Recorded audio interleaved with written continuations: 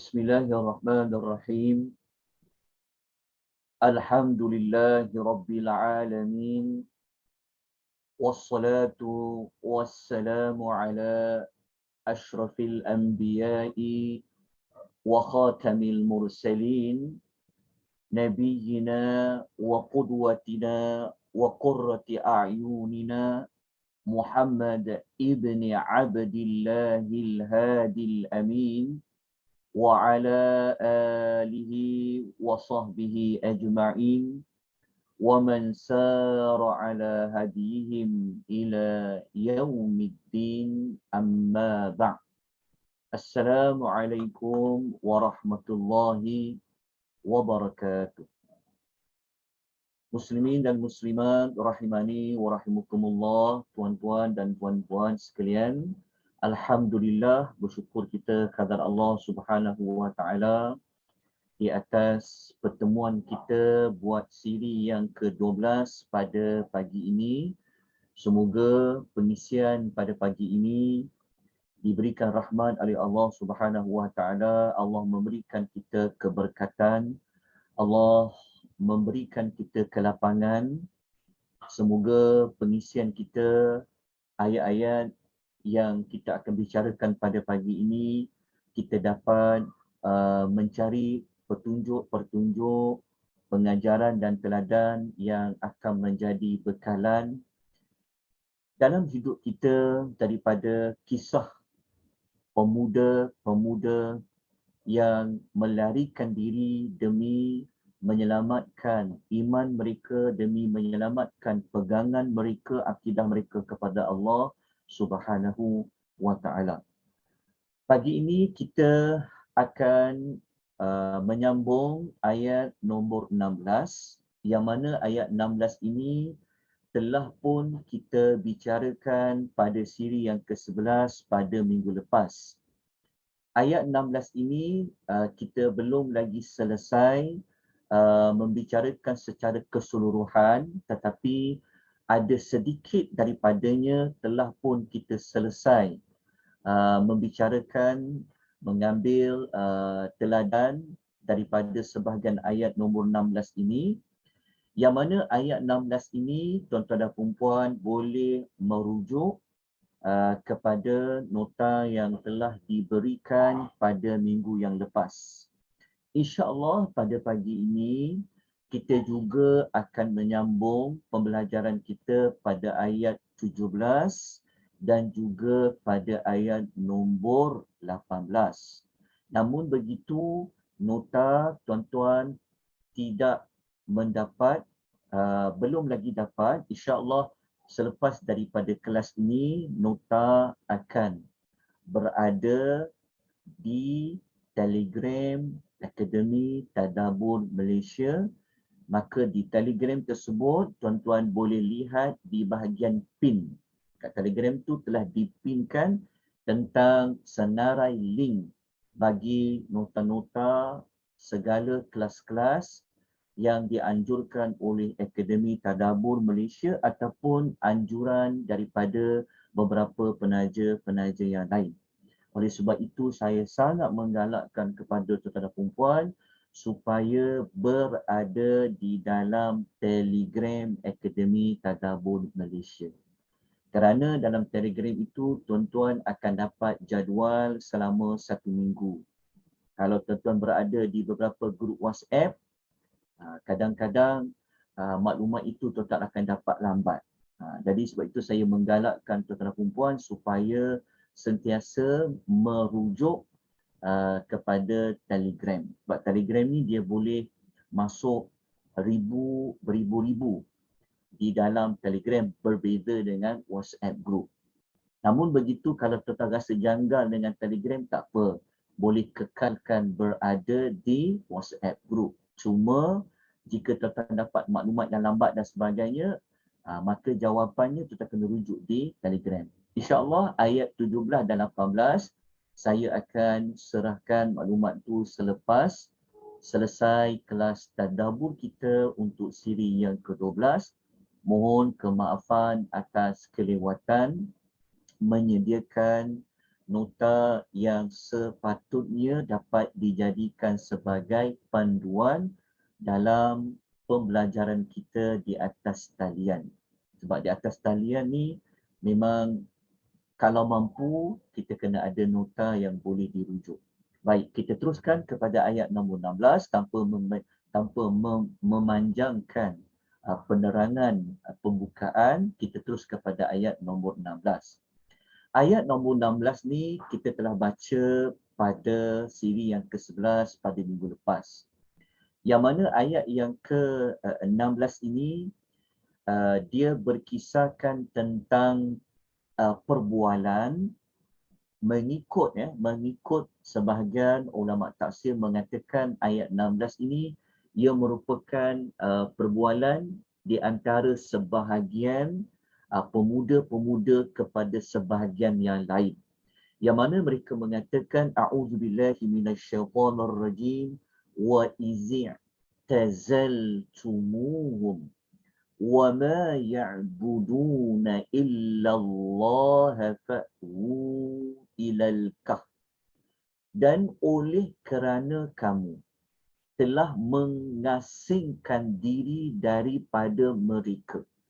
Mereka di situ merujuk kepada kaum pemuda-pemuda ini yang mana telah pun kita sebutkan tentang 3 perkara, 3 ciri yang ada pada kaum pemuda-pemuda ini yang menyebabkan pemuda-pemuda ini demi menjaga iman mereka, akidah mereka, maka mereka membawa diri keluar daripada tempat mereka. Membawa diri itu Quran menggunakan istilah uzlah wa izi' tazaltumuhum, iaitu mengasingkan diri dari mereka. Mengasingkan diri daripada mereka ini merujuk kenapa perlu mengasingkan diri? Kerana daripada apa yang mereka telah sembah daripada Allah. Kemudian mereka nak mengasingkan diri ke mana? Maka dikatakan fa'u ilal kahfi. Maka pergilah kamu ke gua itu. Okey, perkataan fa'u, perkataan awal telah kita kupas pada siri yang lalu. Perkataan pergilah itu, kita jangan faham pergi biasa-biasa. Bukanlah pergi itu mempunyai niat untuk patah semula, balik semula nanti sampai satu masa balik semula kepada kaum. Tidak. Perkataan awal kat situ telah kita ulas pada siri yang lalu. Jadi kita kena tengok pada nota yang lepas, pada tajuk yang lalu kita telah kupas perkataan awal. Perkataan awal ni memang perkataan yang dia dekat dengan perkataan mereka memang berhijrah. Mereka memang membawa diri mereka, memang bertekad untuk mereka keluar daripada kampung mereka. Mereka ke mana? Mereka pergi ke gua. Perkataan gua, al-kahf, perkataan al-kahfi di sini telah kita ulas pada minggu yang lepas sebab dia ada alif lam di sini sebab dia ada al-kahfi ni menyebabkan berlakunya beberapa interpretasi. Maksudnya para ulama tafsir mereka berbeza pandangan dari sudut nak mengatakan al-kahfi tu gua tu. Sebab ada perkataan al kat situ. Jadi telah kita perkataan al ini dari sudut bahasa Quran yang merujuk kepada kata nama yang khas. Kata nama yang khas, dia merujuk kepada salah satu maksudnya, dia memberikan spesifik. Kalau sebut gua tu dia spesifik. Sebab dia al-kahfi. Kalau diguna ilakah, dia tak ada alif lam, dia umum. Gua tu disebut secara umum. Tapi apabila sebut al-kahfi, dia merujuk kepada, dia kata nama ma'rifah, kata nama khas. Khas dekat situ maksudnya spesifik guanya. Jadi itu yang telah kita kupas pada minggu lepas, apa makna spesifik gua itu. Kita telah kupas dalam perbahasan yang lalu, maka saya tak perlu nak ulang semula. Jika tuan-tuan boleh lihat tentang perbahasan Al-Kahfi di situ. Kemudian kita juga telah sebut pada kuliah yang lalu, kenapa mereka memilih gua. Kan? Mereka tahu mereka nak ke mana. Sebab tu disebut fa'u ilal kahfi. Cuma isunya, adakah gua itu mereka memang pernah pergi sebelum ini untuk mereka beribadat, ataupun memang kalau orang dulu, kalau mereka nak menyelamatkan diri, kan, nak melindungi diri, maka antara tempat yang mereka akan pergi adalah mencari gua. Dua-dua maklumat tersebut telah kita bincang pada minggu lepas, dengan kita menyandarkan penerangan tersebut dengan kisah Nabi Muhammad sallallahu alaihi wasallam yang kita tahu dalam sejarah hidup Nabi, dalam hidup Nabi ni juga melibatkan peristiwa Nabi pergi ke gua. Gua yang pertama dalam hidup Nabi iaitu sebelum Nabi mendapat wahyu penurunan surah Al-Alaq, iaitu Nabi pergi ke Gua Hira. Kenapa Nabi pergi ke Gua Hira? Kerana memang orang-orang terdahulu, kalau mereka nak mengasingkan diri, mereka nak berkhalwat, mereka nak bersendirian, maka mereka memilih gua seperti mana dilakukan oleh Nabi Muhammad sallallahu alaihi wasallam. Dan dalam sejarah hidup Nabi sallallahu alaihi wasallam, Nabi juga pernah pergi ke dalam gua. Tetapi kisah kedua tersebut adalah kisah Nabi melindungi diri bersama dengan Abu Bakar Siddiq radhiyallahu anhu, yang peristiwa Nabi nak keluar berhijrah daripada Mekah nak pergi ke Madinah. Sebelum Nabi sallallahu alaihi wasallam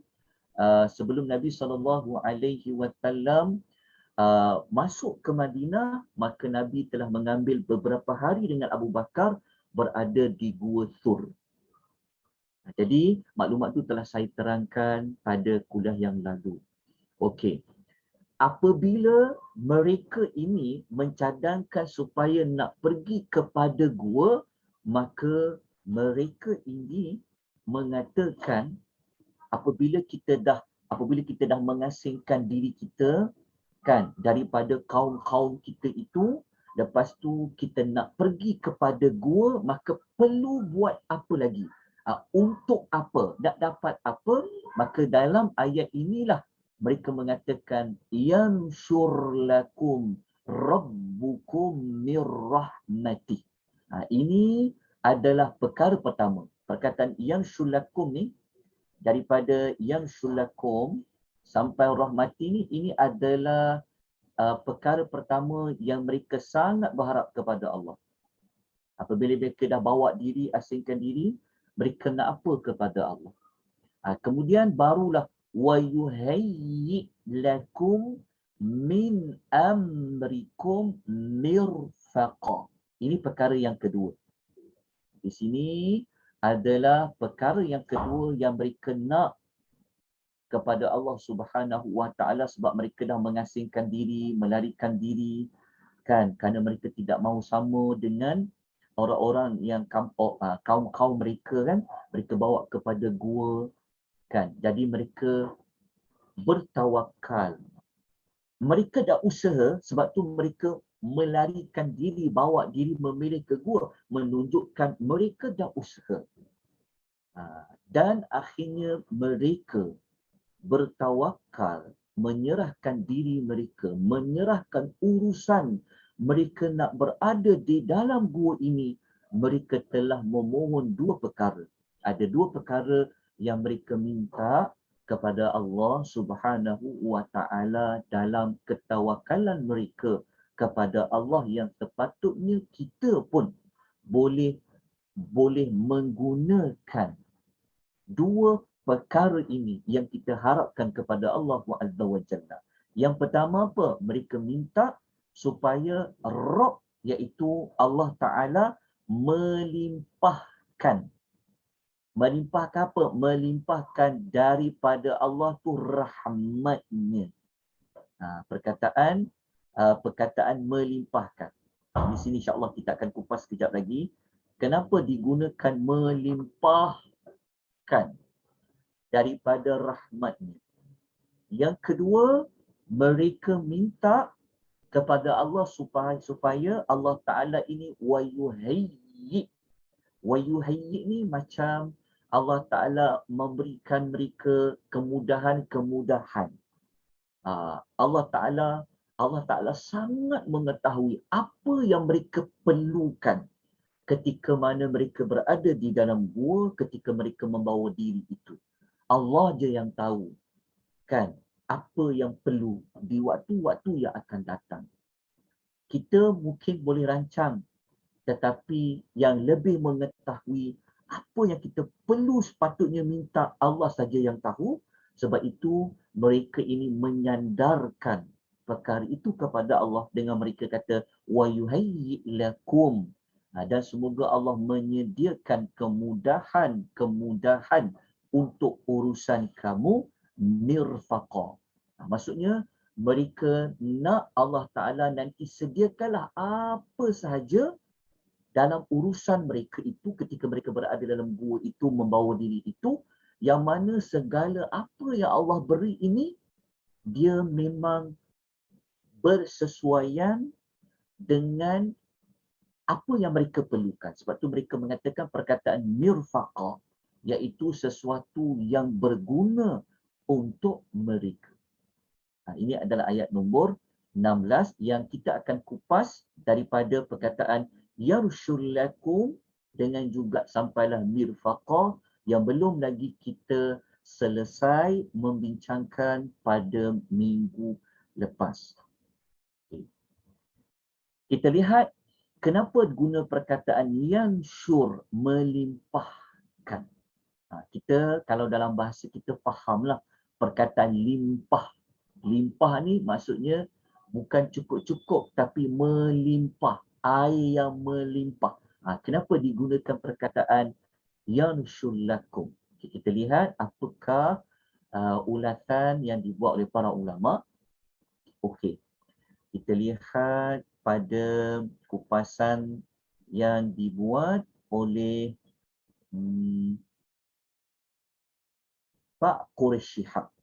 Buya Quraisy Shihab. Kita tengok. Okey. Quraisy Shihab hafizahullah dalam Tafsir Al-Misbah. Tafsir Misbah ni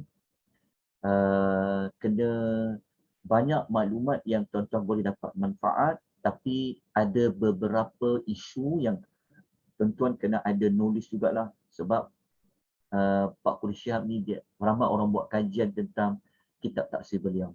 Okey, dalam Tafsir Al-Misbah, Pak Quraisy Shihab ketika dia mengulas ayat 16 tadi, dia kata perkataan yanshur kita dalam bahasa kita terjemah melimpahkan. Tapi kalau dari sudut Arabnya memang yanshur ni maksudnya menyebarluaskan, sama je sebenarnya kan. Tapi saya memang saya kutkan sebiji macam Pak Quraisy Shihab sebut dalam tafsir beliau. Jadi beliau mengatakan kena Allah menggunakan kalimah yanshur, menyebarluaskan, okey, mengesankan. Mengesankan tu maksudnya Allah gunakan perkataan menyebarluaskan ni maksudnya nak menunjukkan. Kan, menyebarluas apabila menyebarluaskan ni memberi kesan bahawa rahmat ilahi yang dilimpahkan itu membahagiakan. Maksudnya, kenapa Allah kata yanshur lakum, melimpahkan untuk kamu tadi rahmat tu, nak menunjukkan apabila rahmat itu melimpah-limpahkan, tersebar dengan luar rahmat itu yang Allah beri kepada mereka tadi dapat membahagiakan mereka. Sehingga kesempitan gua, keterbatasan gua. Kita kalau berada dalam gua kan tidak seperti seperti tanah yang lapang. Kan, gua ni kita ada batasan dia kan. Nak ke kanan ada gua, ke kiri ada gua kan. Dia terbatas. Gua ni dia terbatas. Walaupun kita kata gua tu agak luas, tetapi dia terbatas. Tak seperti tidak ada apa di sekeliling kita. Tetapi walaupun gua itu sempit, kata Pak Quraisy Shihab, walaupun keterbatasan mereka nak bergerak, kan, bergerak nak nak ke kiri atau ke kanan, ke depan atau ke belakang kan. Gua kan dia gua ni kan dia ada batasan dia. Tetapi walaupun gua itu sempit, gua itu nak bergerak, ada kebatasan dia, tetapi mereka pemuda-pemuda ni mereka rasa sangat bahagia. Mereka merasa gua itu terasa luas dan mereka rasa seperti bebas. Maksudnya walaupun gua itu dia sempit, gua tu agak terbatas, tapi pemuda-pemuda ni dia rasa seperti tidak berada di dalam gua itu. Sebab apa? Sebab mereka rasa sangat bahagia. Mereka rasa mendapat seperti bebas untuk ke mana-mana. Walaupun gua itu pada hakikatnya sempit dan sebagainya, kenapa mereka dapat perasaan seperti itu? Kata Pak Quraisy Shihab, sebagai dampak dari rahmatnya yang telah Allah perluaskan itu. Boleh faham kot ulasan Pak Quraisy Shihab.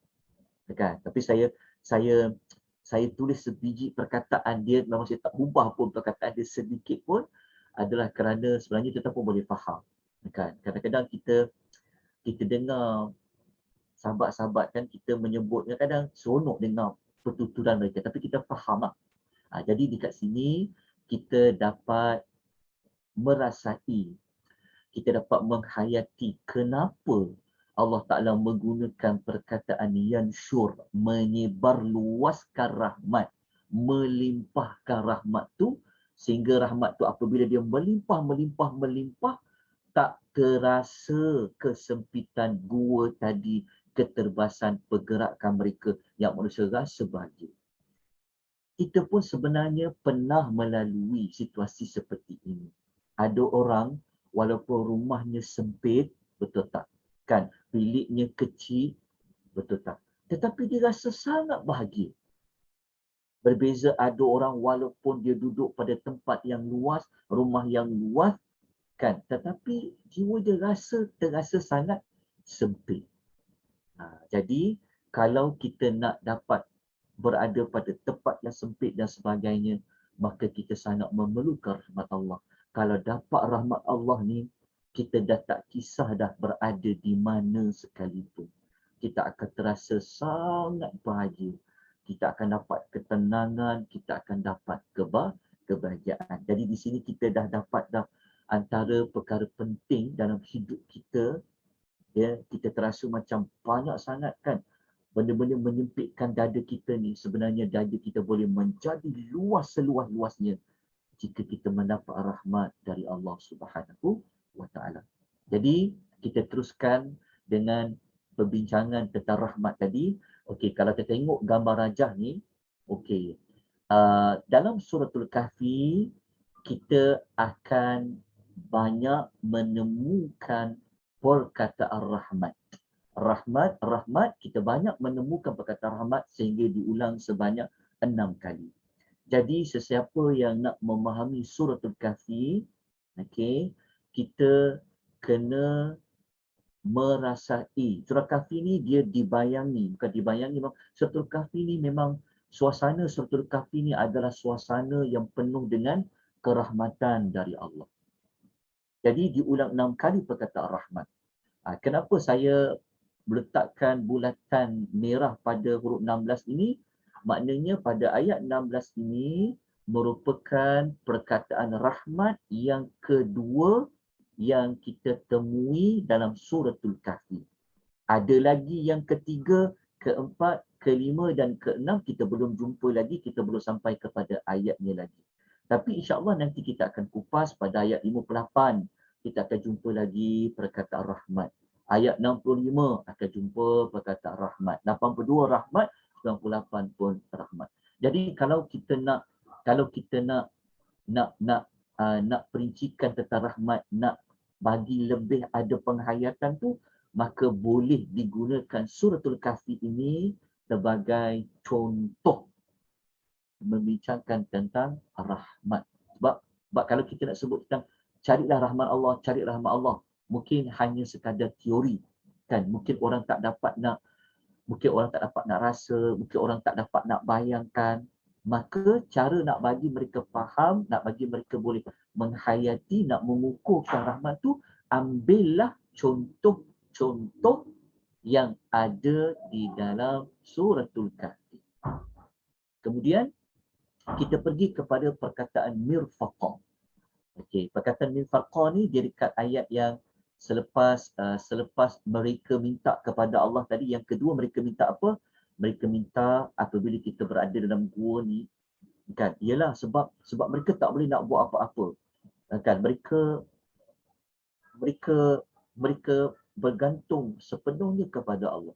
Jadi mereka minta kepada Allah supaya Allah Ta'ala berilah apa-apa yang patut, yang sesuai, yang terbaik untuk mereka. Itulah perkataan mirfaqa. Jadi kalimah mirfaqa ini, kata Pak Quraisyihah dalam Tafsir Al-Misbah, diambil daripada kata yang membawa makna bermanfaat. Maknanya mirfaqa ini dia dikaitkan dengan perkataan membawa makna bermanfaat. Maksudnya yang bermanfaat tu apa? Yang bermanfaat itu, dia kata yang bermanfaat untuk kamu, sama ada pada makanan, sama ada pada minuman dan lain-lain.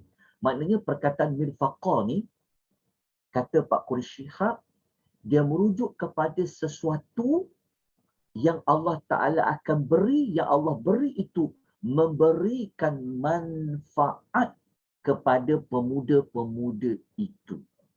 Kerana apa tuan-tuan? Kerana kalau semua datang dari Allah, kan, tentulah kalau kita minta yang baik, tentulah dapat manfaat yang baik. Jadi itu perkataan mirfaqa. Perkataan mirfaqa ni sebenarnya, kalau kita pernah belajar mula-mula dulu, siri-siri yang awal suratul kahfi, perkataan mirfaqa ini banyak digunakan oleh Allah dalam suratul kahfi. Bahkan surah yang paling banyak menggunakan kalimah rafaqa. Rafaqa disebut sebanyak 3 kali. Ini di antara ciri-ciri suratul kahfi juga yang membezakan dengan surah-surah yang lain. Kerana suratul kahfi ini surah yang memaparkan dari sudut pengulangan perkataan rafaqa. Ada 3 kali. Rafaqa ni apa? Sesuatu yang memberikan manfaat. Semua yang datang dari Allah ni, dia mesti boleh digunakan. Dia mesti memberikan impak dia. Itu perkataan rafaqa. Okey, rafaqa ni, kalau dalam suratul kahfi, ada pada ayat 16, 29 dan 31. Tetapi kita pada ayat 16 ni, kita baru jumpa kali pertama perkataan rafaqa pada ayat nombor 16. Tapi ayat 16 ni dia menceritakan tentang ashabul kahfi. Sekejap lagi ayat 17 dan 18 kita akan dapat melihat contoh. Kita dapat melihat bukti doa yang mereka minta pada ayat nombor 16 ni, Allah Ta'ala telah kabulkan. Apa yang mereka harap sangat kepada Allah dari sudut limpahan rahmat, mereka minta sesuatu perkara yang boleh memberikan manfaat kepada mereka, akan dibuktikan nanti pada ayat nombor 17 dan ayat nombor 18. Sebentar lagi kita akan belajar. Okey. Kalau tuan-tuan nak faham perkataan rafaqa ni, dia macam kalau kita ambil wuduk kan, kita punya tangan sampai ke buku lali kan. Aidiyakum ilal marafiq. Buku lali kita ni, tu dia panggil marafiq lah. Kan? Kedua, buku lali pula. tangan ke siku. Marofik ni ke siku tu, kan siku ni kita guna untuk apa? Kan ada manfaat banyak siku ni untuk kita nak bertenggek ke kan, kita nak kan dia siku kita ni dia memberikan manfaat kan untuk menggerak-gerakkan. Itu dia kaitan dengan perkataan rafaqah. Okay, tetapi nanti kita akan jumpa perkataan rafaqah ni, ia sebenarnya bukan untuk yang baik je, tetapi digunakan juga untuk perkara yang buruk. Ayat nombor 29. Maknanya macam ni. Rafaqah ni, dia semua datang dari Allah. Dia datang dari Allah. Tetapi kalau dia datang dari Allah, memang yang Allah datangkan tu dia akan memberi, dia memang berfungsi. Dia memang akan memberikan kesan dia. Kalau baik tu manfaat baik lah. Kalau buruk manfaat buruk lah. Sebab tu kalau dia datang dari Allah, dia memang boleh memberikan manfaat dia. Itu dari sudut perkataan rafaqah lah. Okay, sekarang yang paling penting, kita pergi kepada apakah tindakan yang kita nak ambil daripada ayat 16 yang telah kita belajar tadi. Tindakan inilah yang merupakan kepada buahnya hasil kita tadabbur. Banyak sekarang orang buat kelas-kelas tadabbur. Tadabbur, okay, ada banyak metodologi.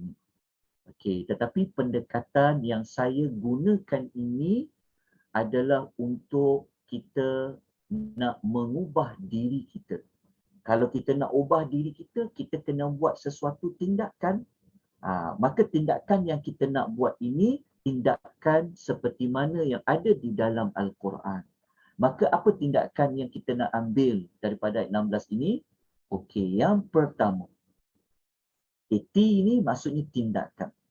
Okey, tindakan yang pertama yang boleh kita ambil adalah beruzlah jika bimbang berlaku kerosakan kepada agama. Okay. Maksudnya, kalau dah sampai kepada satu tahap, memang kata orang memang dakwah tu memang dah tak masuk dah. Memang mereka dah memang tega dah, memang berdegil sangat dah. Lepas tu pula ada pula ancaman-ancaman kepada kita ni dari sudut agama kita kan. Kita boleh diugut tukar agama ke dan sebagainya. Maka pada ketika itu, maka kita boleh mengikuti tindakan Ashabul Al-Kahfi ini, iaitu beruzlah. Perkataan uzlah ni, tuan-tuan perempuan ya, dia tidak terpakai kepada semua situasi. Ulama bincang panjang lebar dalam beruzlah ni. Mengasingkan diri. Maksudnya, contohnya kalau macam kita bawa diri kita sorang-sorang je. Kita tak nak bersama dengan orang di sekeliling kita. Bawa diri kita kerana nak jaga agama. Para ulama bincang panjang lebar. Boleh ke kita nak tiru Ashabul Kahfi itu? Boleh ke tak boleh? Ada ulama kata tak boleh. Ada ulama kata itu hanya untuk Ashabul Kahfi. Okay, tetapi kita lihat di dalam hadis Nabi dan berdasarkan ulama tafsir kata apa. Okey, kita pergi tindakan pertama dulu. Okey. Saya nukilkan pendapat Al-Imam Ibn Kathir. Ibn Kathir dalam tafsir Al-Quranul Azim. Setelah Ibn Kathir selesai mengulas ayat 16 tadi, beliau mengatakan demikianlah yang disyariatkan ketika terjadinya pelbagai fitnah di tengah-tengah umat manusia. Perkataan fitnah ni kita jangan faham seperti perkataan yang kita duk faham fitnah yang jaja cerita pasal orang tak betul tu. Tak ada kaitan dengan saman fitnah ke fitnah ni, tak ada. Fitnah dalam bahasa Quran, dia merujuk kepada cobaan, dogaan. Maksudnya, kalau kata Ibnu Katsir, kalau kita berada di tengah-tengah umat manusia yang masa tu fitnah tu berluas-luasa dari sudut, maksudnya kita tengok memang masyarakat ni memang dah rosak dah kan, terutama pada akidah tu, maka kata Ibnu Katsir disyariatkan ketika itu buat macam Ashabul Kahfi itu. Maka pada saat itu dianjurkan kepada seorang hamba agar melarikan diri kerana takut akan akibat yang menimpa agama yang dianuti. Okay. Tetapi yang Ibnu Katsir sebut ni tuan-tuan perempuan ya, dia bukan kita rasa macam agamaku akan rosak lah kalau duduk kat kampung ni. Dia bukan sekadar rasa-rasa saja. Dia ada beberapa kriteria yang lain lah. Macam Ashabul Kahfi tu memang kita dapati memang mereka perlu untuk membawa diri mereka. Jadi kalau kita mempunyai suasana seperti itu, kata Ibnu Katsir, maka dibolehkan membawa diri. Kalau kita rasa kalau aku ni kalau diugut tukar agama ni, mungkin kita akan tukar agama kita kan. Mungkin kita takut kan.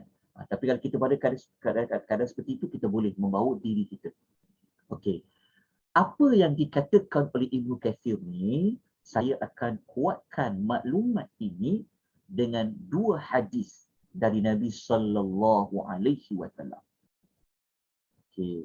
Sebab apa kita kena rujuk hadis? Sebab ingat, Ibnu Katsir dia seorang ulama. Kita dengan para ulama, kita kena muliakan ulama. Menghormati pendapat ulama. Tetapi kita dalam hidup kita ni, kita sayang pada mana ulama pun, kita mulia pada mana ulama sekalipun, maka dalam kita nak buat apa pun tindakan, maka sepatutnya kita kena merujuk terlebih dahulu kepada Al-Quran ataupun hadis Nabi sallallahu alaihi wasallam. Contoh kalaulah contoh kita sayang sangat ke Ibnu Katsir kan. Kita suka dalam banyak-banyak kitab yang kita nak baca, kita kasih Ibnu Katsir lah contoh kan. Sehebat mana pun para ulama ni kadang-kadang kita manusia ni ada kelemahan dia. Tetapi kalau pada Rasul ni dia maksum. Dia ada wahyu. Jadi kita gunakan para ulama untuk kita memahami Al-Quran, memahami hadis Nabi. Jika seandainya suatu hari bertembung pendapat guru kita dengan hadis Nabi, kita nak dahulukan siapa? Sebab ramai sekarang orang suka quote. Ramai orang sekarang, dia kadang-kadang dia lebih memuliakan alim ulama, guru-guru dia, tok syekh dia daripada Nabi. Kadang-kadang dia suka quotekan ulama ni kata, syekh ni kata, habib ni kata, maulana ni kata, kan tuan guru ni kata. Kenapa dia suka menukilkan para ulama kata apa? Sepatutnya yang lebih baik, lebih afdal, yang lebih patut engkau kongsikan dulu hadis Nabi sallallahu alaihi wasallam. Nabi kata apa? Barulah kita iringi dengan kata-kata ulama. Sebab tu walaupun saya paparkan kata-kata Ibnu Katsir, tetapi mari kita lihat, ada tak sunnah Nabi? Ada tak petunjuk daripada Nabi dalam bab nak mengasingkan diri ini? Maka ada hadis-hadis itu. Okey, saya nukilkan dua hadis. Hadis pertama, sabda Nabi SAW, yushiku an yakuna khayra malil muslimi ghanam. Hampir tiba masanya, maksudnya hampir tiba masanya sebaik-baik harta seseorang Muslim ketika itu adalah kambing. Maksudnya Nabi kata akan sampai masanya nanti harta yang sangat berharga bagi dia adalah kambing. Kambing yang mana? yatba'ahu biha sya'afal jibali, yang digembalakan di puncak-puncak gunung, wa mawaqi'al qatri, dan tempat-tempat yang menitiskan air, maksudnya di lembah-lembah. Kenapa dia nak sampai nak kena panjat gunung-gunung mengembalakan kambing tadi tu? Kerana kata Nabi, yafirru bidinihi minal fitani, kerana dia membawa lari agamanya kerana takut daripada pelbagai fitnah. Hadis riwayat Al-Bukhari. Kalau kita faham hadis ni, sebenarnya Nabi nak maksudkan apa? Kan? Kenapa dia bawa lari agamanya kerana takut daripada fitnah?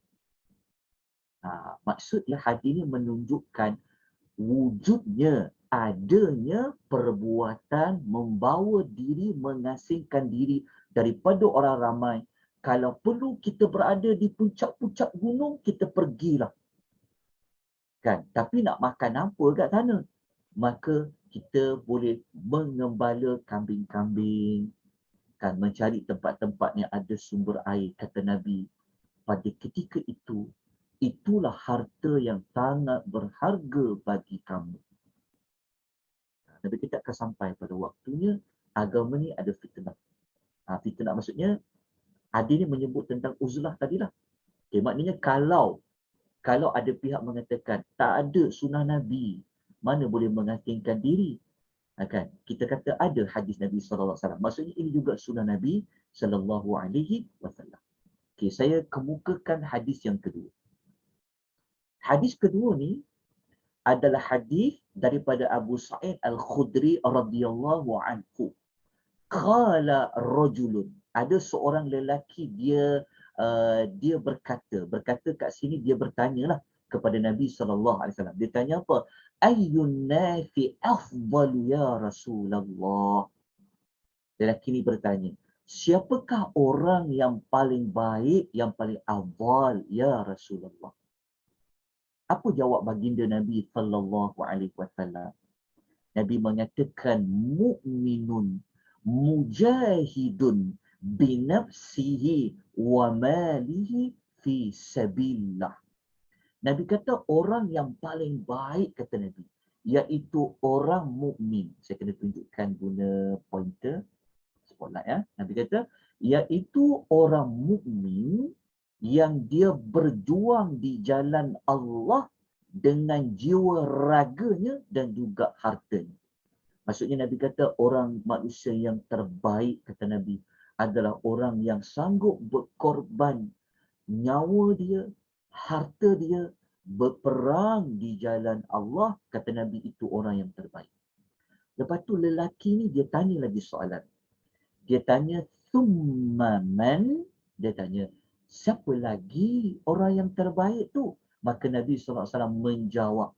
Nabi kata, summa rajulun mu'tazilun fi syi'bin minasyi'abi ya'budu rabbahu.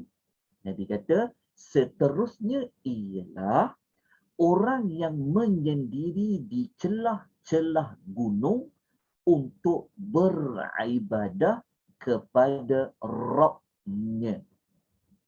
Okay. Dalam lafaz lain, Nabi kata, yattaqillaha wa yada'un nasa min syarrihi, iaitu orang yang bertakwa kepada Allah dan menjauhi manusia kerana kejahatannya. Hadis ni riwayat Muslim, nombor hadis 1888 dalam Sahih Muslim.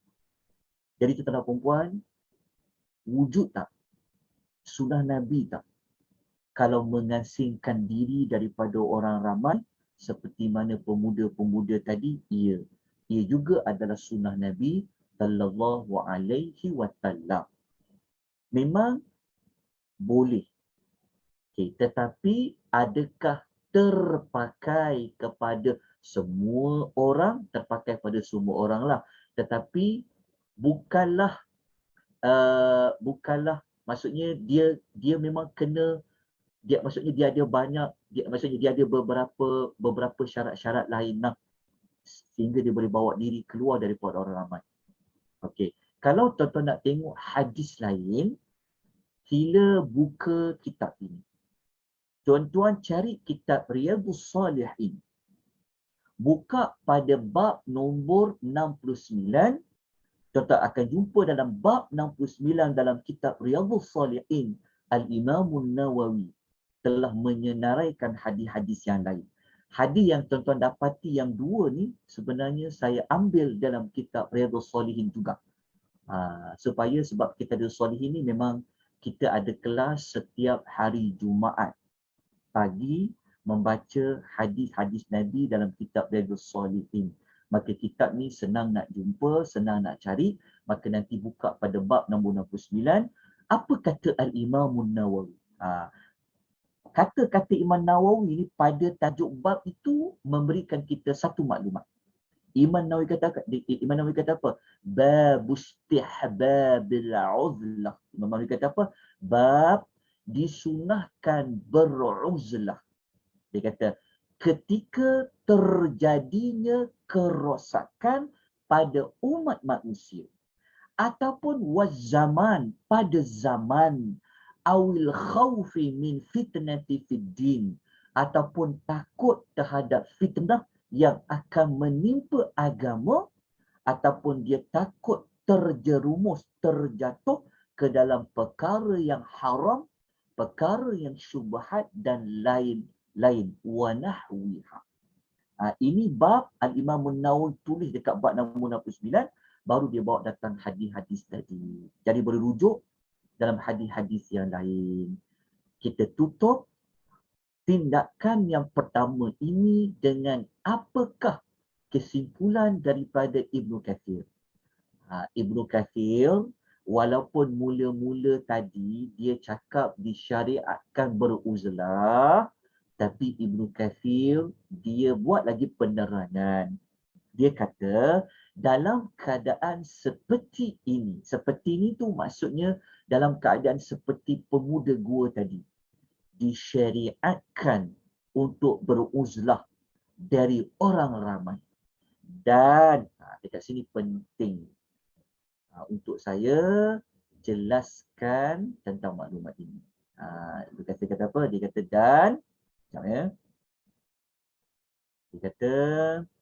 Dia kata dan tidak disyariatkan beruzlah selain dalam keadaan seperti itu. Maknanya boleh tak? Boleh. Tapi ada yang tak boleh. Maknanya tak terpakai kepada semua situasi. Maksudnya bukan kita tengok kampung kita ni dah teruk, dah terus kita nak bawa diri kita pergi ke puncak-puncak gunung tu. Tinggalkan anak beranak, tinggalkan kaum kerabat, tinggalkan ibu bapa. Kan? Tengok pada situasi dia. Sebab itu ada para ulama yang mengatakan suasana sekarang ni dah tak boleh dah. Banyaklah isu. Tambah lagi kalau kita seorang je ada ilmu yang boleh mendidik masyarakat, sebab amar ma'ruf. Maksudnya kalau kita bawa diri kita keluar, siapa nak tegur penduduk kampung tu? Siapa nak bagikan benda yang betul? Siapa nak dakwah? Itu ada banyak perbahasan di kalangan para ulama. Kalau nak bahas sebab tu saja panjang. Tapi kita tak perlukan panjangkan isu tersebut. Tapi kita ambil tindakan dia seperti mana yang dicadangkan oleh Al-Imamu Ibnu Katsir. Okay, kita pergi yang kedua. Apa tindakan kedua tadi? Tindakan kedua kita tadi, dalam hidup kita ni sentiasa mencari dan memohon rahmat dari Allah. Kalau kita rasa bahagianya macam pemuda-pemuda tadi kan, dapat limpahan rahmat Allah, maka kita kena cari rahmat Allah. Kita kena minta pada Allah rahmat Allah Ta'ala tu. Macam mana kita nak cari, macam mana kita nak kena pohon rahmat Allah Subhanahu wa Ta'ala? Kita sedia maklum. Kan? Kita boleh banyak dalam doa-doa dalam Quran yang berbentuk minta rahmat dari Allah. Boleh amalkan doa pemuda-pemuda tadi tu, minta rahmat dari Allah. Dalam masa yang sama, buat amal-amal yang Allah Ta'ala sebut kalau buat amal ni dapat rahmat, buat amal ni dapat rahmat. Ada banyak bentuk-bentuk amal dia. Kenapa kita perlu minta rahmat Allah? Apa kesan rahmat Allah kalau kita dapat? Kenapa betapa pentingnya minta rahmat Allah sehinggakan pemuda-pemuda tadi mereka meminta rahmat Allah? Maka untuk push diri kita ni, supaya kita dalam hidup kita selalu fikir rahmat Allah. Buat sesuatu, cari rahmat Allah. Bukan kerana manusia, bukan kerana nama, bukan nak famous, bukan sekian-sekian, tapi kerana rahmat Allah, rahmat Allah. Kenapa? Siapa dapat rahmat Allah, dia akan tahu kesan dia. Jadi nak tahu kesan dia, kenapa perlu minta rahmat Allah, betapa pentingnya rahmat Allah, maka kita lihat dalam hadis riwayat Muslim. Hadis ni semua orang tahu. Yang mana antara kesan rahmat Allah Ta'ala ni, kita boleh hayati dengan jawapan yang disebutkan oleh Nabi Muhammad sallallahu alaihi wasallam. Nabi kata apa? Nabi sallallahu alaihi wasallam pernah memperkatakan kepada para sahabat, lan yudkhila ahadan minkum amaluhul jannah. Tidak ada seorang pun yang akan dapat memasuki syurga kerana amal dia. Nabi kata selama-lamanya tak ada orang boleh masuk syurga kerana amal dia. Maka para sahabat bertanya, wala anta ya Rasulullah, walaupun engkau begitu juga ke ya Rasulullah, takkan masuk syurga kerana amal sembahyang, amal puasa, amal sekian-sekian. Nabi jawab apa? Nabi kata, wala ana. Nabi kata, ya sekalipun aku pun macam tu juga, kata Nabi. Illa ayataghammadani Allahu minhu bifadlin wa rahmatin.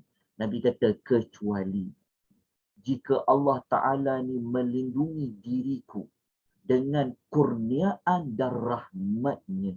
Maknanya Nabi nak beritahu kepada kita, Nabi nak masuk ke dalam syurga Allah, semuanya akan dapat dengan pemberian dan rahmat daripada Allah.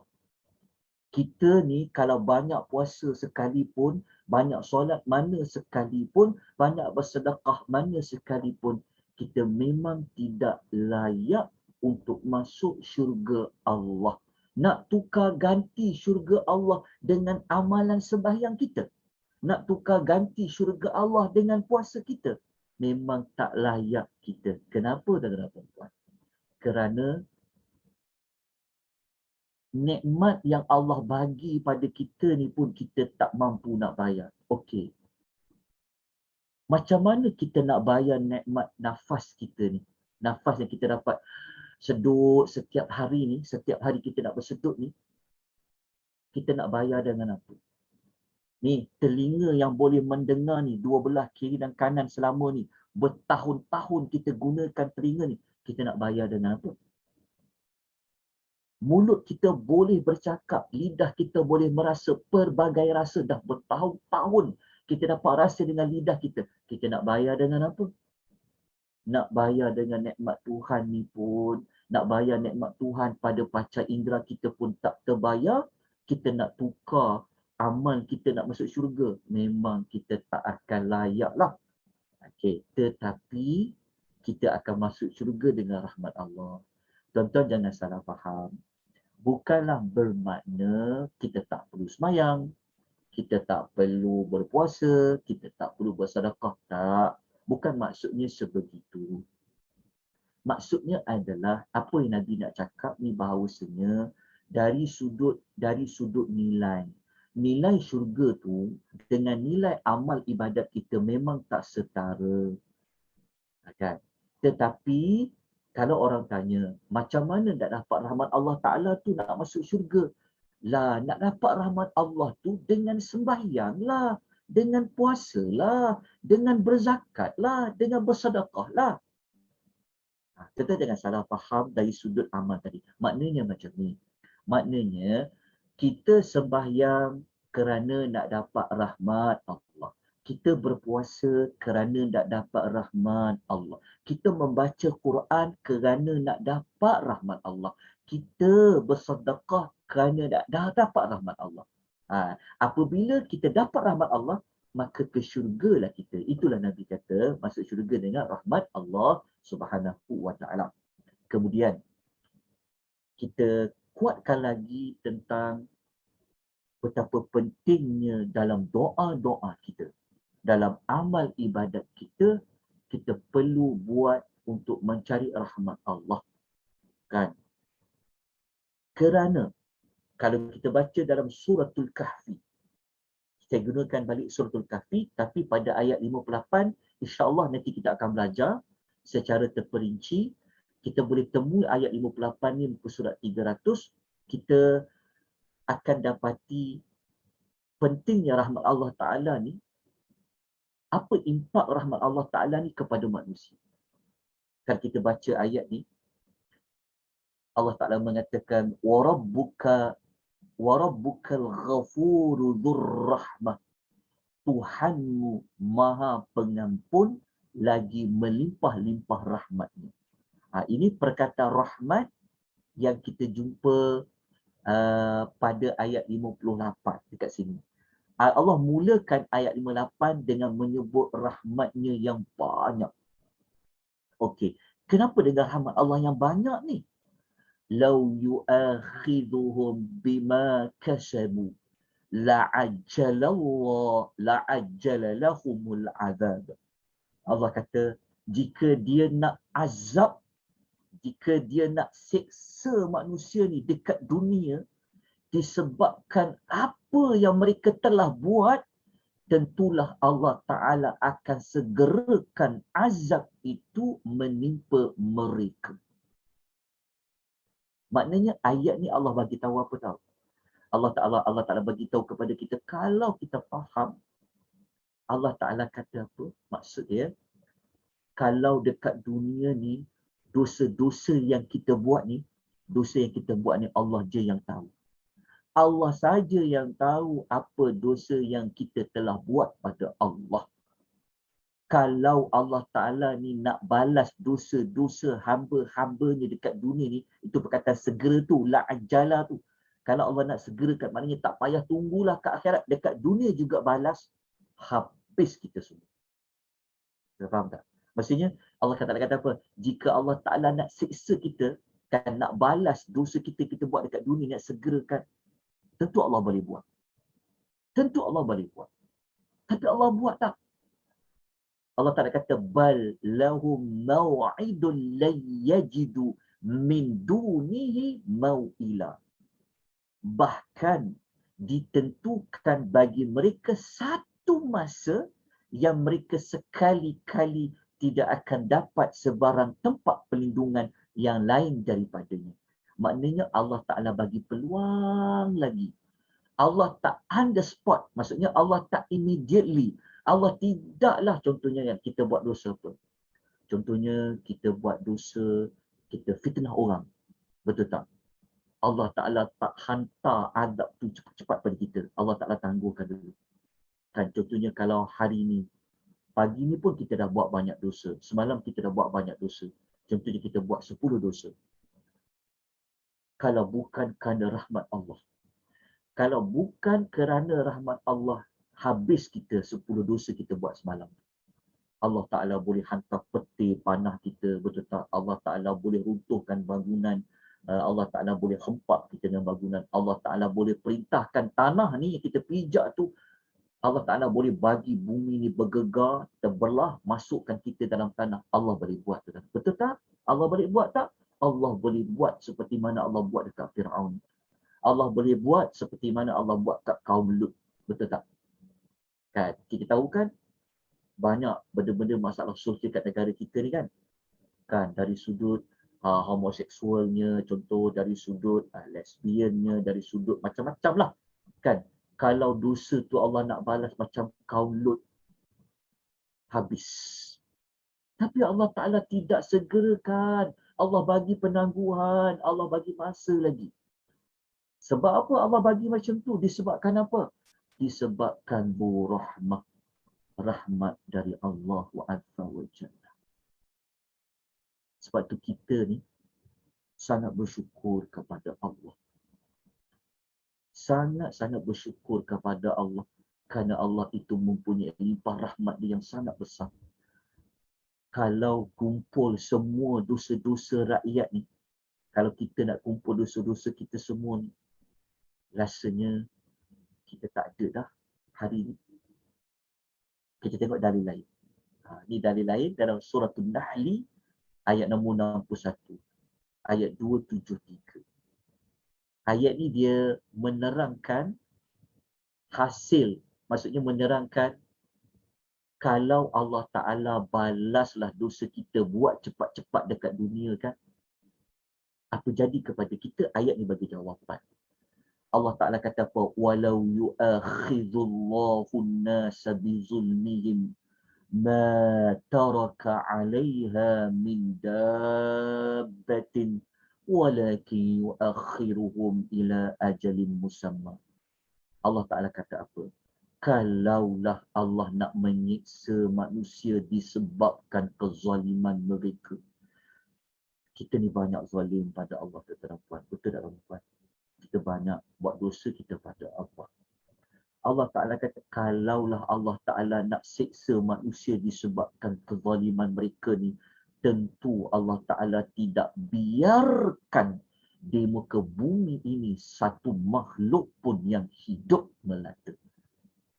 Maksudnya Allah Ta'ala bagi tahu pada kita, kalau dosa kita buat ni Allah Ta'ala nak balas.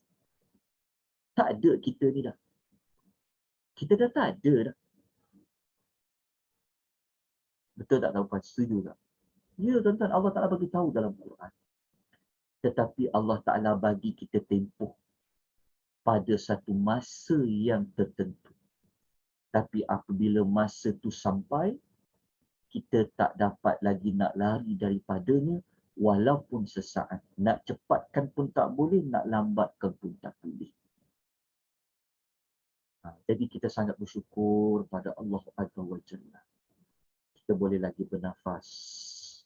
Kita boleh lagi nak ke hulu dan ke hilir. Kita boleh lagi nak berjalan ke mana-mana. Menghirup udara Allah, melihat pemandangan alam sekitar. Boleh lagi melihat anak-anak, boleh lagi melihat pasangan, boleh lagi melihat ibu dan bapa, boleh melihat orang-orang yang kita kasihi. Kita masih lagi boleh menghibur. Sedangkan tiap hari kita buat dosa pada Allah. Tapi Allah Ta'ala bagi peluang taubat. Allah tak turunkan azab dia. Tetapi kalau Allah Ta'ala turunkan azab dia dengan segera, tak ada dah kita semua kat muka bumi Allah Subhanahu Wa Ta'ala. Semua tu sebab siapa? Semua tu sebab apa? Semua tu sebab ni. Semua tu adalah disebabkan apa? Rahmat Allah. Jelas tuan-tuan? Saya bawa maklumat ni kongsi supaya kita nak ada perasaan rahmat tu macam Ashabul Kahfi, kita mungkin tak dapat rasa sebab kita tak pernah lalui berada dalam gua. Betul tak? Kan kita tak pernah tertidur macam tu. Tetapi kita bolehlah rasalah dengan kita mengkaitkan diri kita yang buat dosa banyak pada Allah Ta'ala ni. Dan kalau Allah Ta'ala ni tak ada rahmatnya, tak melimpah-limpah rahmatnya, Allah Ta'ala nak segerakan azab, tak selamatkan kita semua ni. Okay. Kita pergi kepada satu lagi maklumat, yang ni saya bawa Suratul Kahfi juga. Maknanya secara tak langsung, kita belajar juga ayat-ayat lain dalam Suratul Kahfi. Ingat tak saya sebut tadi, Suratul Kahfi ni surah yang dinaungi, dibayangi dengan limpah rahmat dari Allah. Kita ambil ayat nombor 98, cerita Zulkarnain. Mari kita tengok cerita Dzulqarnain. Kita tak sampai lagi ayat ni, tapi kita boleh gunakan ayat ni untuk mengukuhkan betapa pentingnya rahmat Allah Ta'ala tu. Semua orang tahu, kisah Zulkarnain ni dia telah buat apa? Apa di antara cerita dia yang besar? Dia telah membina satu tembok daripada tembaga yang dibakar yang diletakkan di antara dua gunung. Kenapa dan kita tahu? bahawa tembok itulah yang menghalang Ya'juj dan Ma'juj itu datang. Kalau tuan-tuan setia mengikuti tadabbur ni sampai habis, nanti saya akan kongsikan kepada tuan-tuan dan puan-puan kedahsyatan Ya'juj Ma'juj kalau dia datang. Ya'juj Ma'juj ketika dia datang, Nabi Isa alaihi salam pun tak dapat nak membunuh Ya'juj dan Ma'juj. Tetapi Nabi Isa melarikan diri naik ke bukit Tur Sina. Dalam hadis yang sahih. Maknanya Ya'juj Ma'juj ni dia datang selepas Dajjal muncul. Baru Ya'juj dia datang. Apabila dia datang, habis. Dia akan membunuh semua orang. Masa ketika itu, Nabi Isa masih ada. Sepaskan Nabi Isa bunuh Dajjal, lepas tu Ya'juj Ma'juj datang, Nabi Isa melarikan diri naik di atas penggunungan. Bersama dengan orang-orang Islam yang ada pada, bersama dengan orang-orang yang ada pada ketika itu. Naik. Lepas tu, adalah berlaku kematian Ya'juj Ma'juj tu. Itu ceritanya cepat lain lah. Tapi maksudnya kita nak bagi, kita nak hargai tembok yang buat Zulkarnain tu. Maksudnya jasa baik Zulkarnain ni telah membina tembok tu sampai sekarang Ya'juj Ma'juj tu tak datang pada kita. Kalau kita baca dalam hadis Nabi yang sahih, Nabi pernah bermimpi, Nabi dalam mimpi dia, Nabi memberitahu kepada kita bahawa Ya'juj Ma'juj ni tiap-tiap hari sekarang ni sedang melubangi tembok tu. Nabi pernah tunjuk sebesar jari, Nabi gabungkan jari ibu jari dengan jari telunjuk. Nabi buat macam gambar di Ibn Husain tu. Nabi kata tembok tu telah dilubangi sebesar ini. Tiap-tiap hari dia buat. Tetapi Ya'juj dan Ma'juj mereka berhenti menebuk apabila nak masuk kepada waktu terbenam matahari. Tapi ketika mereka berkata, okay, kita berhenti dululah menebuk ni. Kita lubangkan tembok ni, kita berhenti. Esok kita sambung. Tembok tu, kita nak tahu, dia telah tembok yang mereka lubang tu, tiba-tiba lubang tu dia jadi tampal balik. Dia jadi cantum balik semula. Allah Ta'ala buat. Itu dalam hadis Nabi yang sahih. Lepas tu dia lubang balik semula. Mereka sambung lagi esok. Kita nampak tak? Okey. Kita nak hayati jasa baik Zulkarnain ni. Kita tengok apa ucapan Zulkarnain ketika dia berjaya membina tembok tersebut. Dia kata apa pada ayat nombor 98? Dia kata qala hadza rahmatun mir rabbi. Zulkarnain kata ini ialah suatu rahmat daripada Rabbku. Zulkarnain dia tahu dia takkan mampu buat tembok setinggi 2 gunung itu.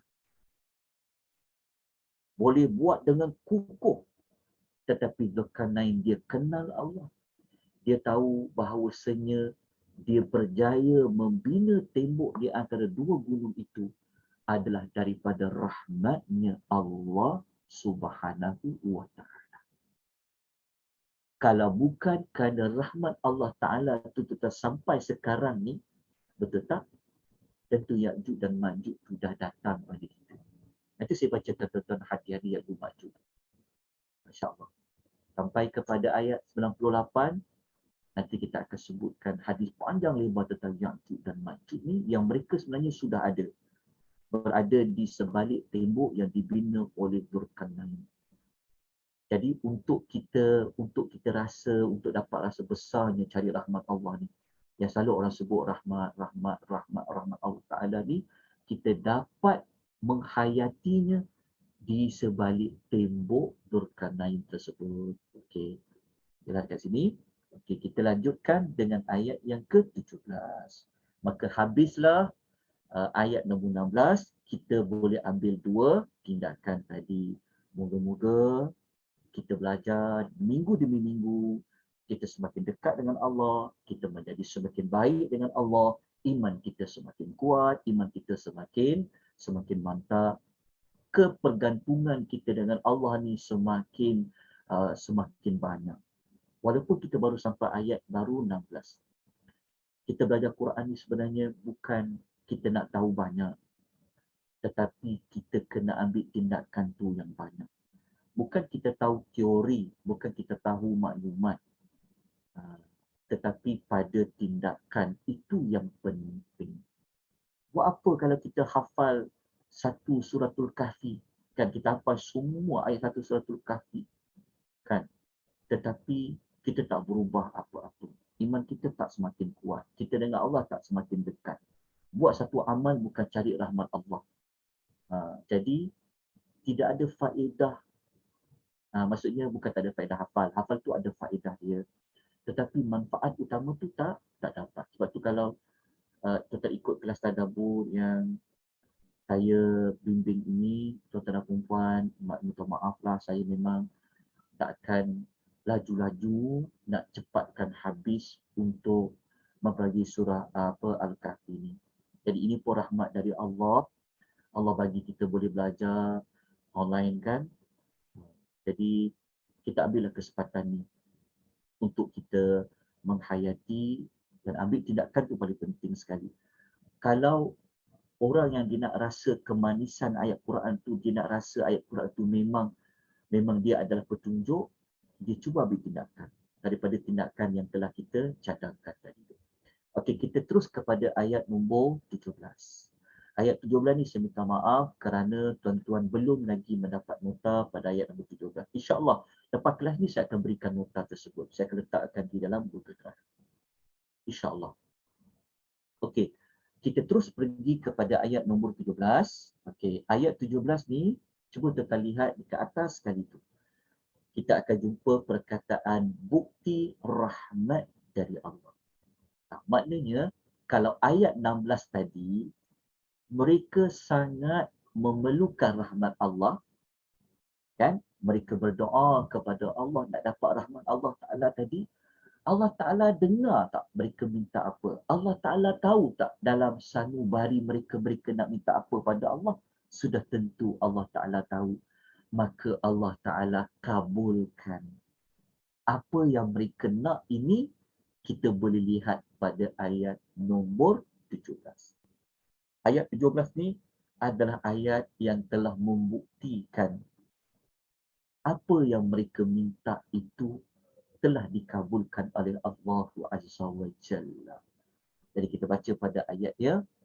Ayat 17 ni dia, kata kunci dia, ayat 17 ni dia berkait rapat dengan gua tu sendiri dan juga matahari. Dia kaitkan dengan gua dan matahari. Tetapi kalau kita analisis ayat 17 ni, kita amati betul-betul 17. Sebenarnya ayat 17 ni dia lebih menekankan kepada matahari. Bukan isu tentang gua dah. Bukan isu pasal gua. Maknanya yang lebih mendominasikan ayat 17 ni sebenarnya pasal matahari. Sebab tu kita sebut pada ayat nombor 16, ramai orang, ada setengah orang dia berusaha mencari lokasi gua tu. Tetapi dia tidak bersungguh-sungguh untuk dia memikirkan matahari. Sebenarnya yang Allah Ta'ala nak kita ambil pengajaran besar adalah pada matahari. Bukan pada lokasi gua tu. Nanti kita akan cerita dekat teladan ni. Betul tak? Okay. Kita tengok pada ayat nombor 17 Allah Ta'ala kata apa. Allah mengatakan a'udzubillahi minasyaitonir rajim. Wa tarasyamsa idza tala'at tadhawaru an kahfihim dhatal yamin wa idza gharabat taqriduhum dhatal shimali wa hum fi fajwatin minhu. Okey, tengok ayat yang mula-mula Allah sebut tentang apa? Matahari. Lepas tu Allah sebut pasal gua kahfihim, gua mereka. Okey, kita tengok dulu. Dan tuan-tuan tolong tengok betul-betul pada perkataan tadawaru. Tadawaru adalah kata kerja sekarang. Dia adalah fa'lul mudhari'. Dia adalah present tense. Okey, kena ambil maklumat ini. Okey, kita lihat terjemah dulu ya. Okey. Kata Allah, dan engkau akan melihat matahari. Maknanya isunya ayat nombor 17 ni dia dimulakan sebut pasal matahari. Okey, matahari ketika bila? Ketika dia terbit. Okey, kita sudah maklum matahari terbit daripada mana? Matahari terbit daripada timur kan? Jadi Allah Ta'ala kata, kalau kau tengoklah matahari tu ketika dia terbit daripada timur kan, maka matahari itu cenderung ke kanan dari gua mereka. Maknanya Allah bagi tahu tentang matahari. Ini kita akan kait ke pasal matahari. Nanti saya bagi tuan-tuan nota tambahan pasal matahari minggu depan. Ramai orang kira kadang-kadang kita banyak pada isu gua, tapi kita terlupa tentang isu matahari. Okay. Allah kata, dan engkau akan melihat matahari ketika dia terbit. Kita tahu matahari terbit daripada sebelah timur. Dia akan cenderung ke kanan dari gua mereka. Okay. Lepas tu Allah Ta'ala cerita lagi. Apabila ia terbenam. Terbenam, kita tahu dia akan terbenam ke barat kan. Maksudnya Allah kata apabila matahari itu ia terbenam. Ia tu pasal matahari lagi. Apabila ia terbenam, matahari itu akan meninggalkan mereka ke arah kiri.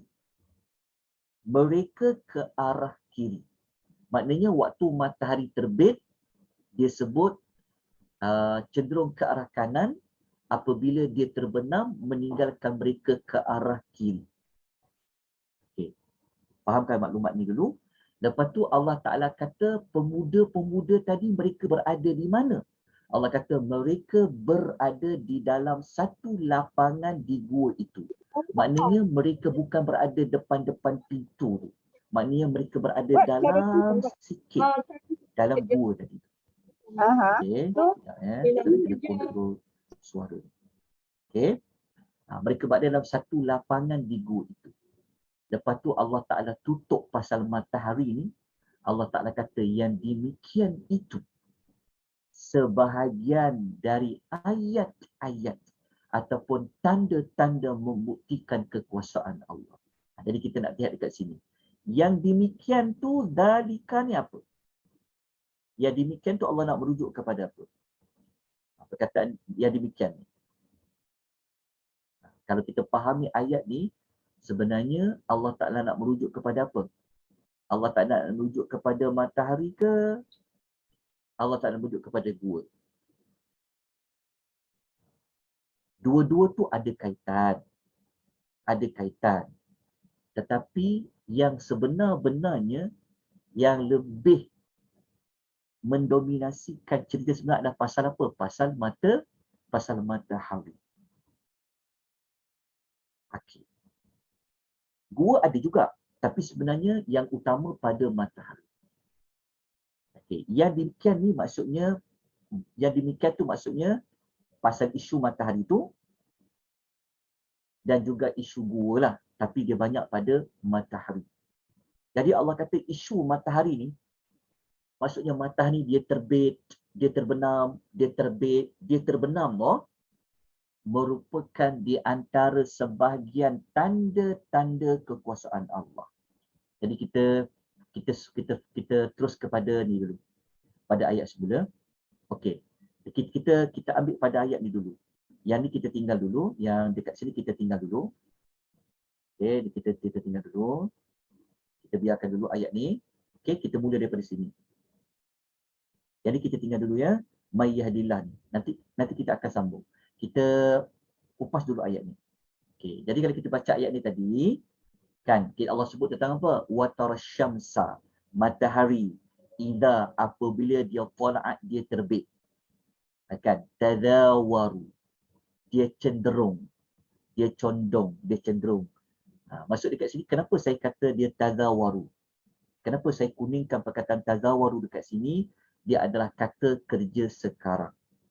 Kata kerja sekarang, present tense, dia akan membawa kepada maksud apa?